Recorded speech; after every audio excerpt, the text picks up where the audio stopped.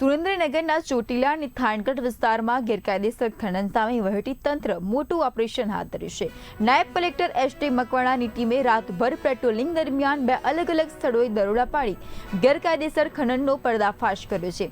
કાર્યવાહી દરમિયાન loader tractor સહિત લાખો રૂપિયાનો મુદ્દામાલ જપ્ત કરવામાં આવ્યો છે। ચોટીલાના નવા ગામના સરપંચ સહિતના શખ્સો ગેરકાયદેસર ખનન કરતા ઝડપાયા।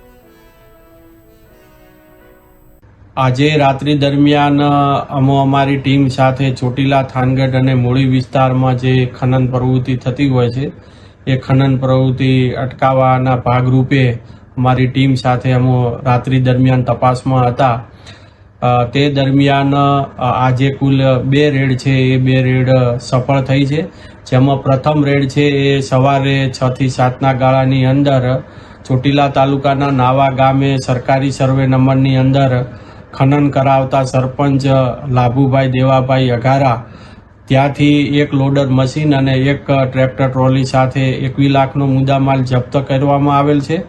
અને બીજી જે રેડ છે એ ગુગલિયાણા ગામ થાનગઢ તાલુકાના સરકારી વીડમાંથી ફાયર ક્લે જે ભરતા હતા એ ફાયર ક્લે સાથે એક લોડર મશીન અને 2 ટ્રેક્ટર ટ્રોલી સાથે 27 લાખનો મુદ્દામાલ, આમ બંને જગ્યાએથી થઈને કુલ 48 લાખનો મુદ્દામાલ, કુલ 3 ટ્રેક્ટર અને 2 લોડર સાથે જપ્ત કરી અને મામલાદાર કચેરી ચોટીલા ખાતે ખસેડવામાં આવેલ છે।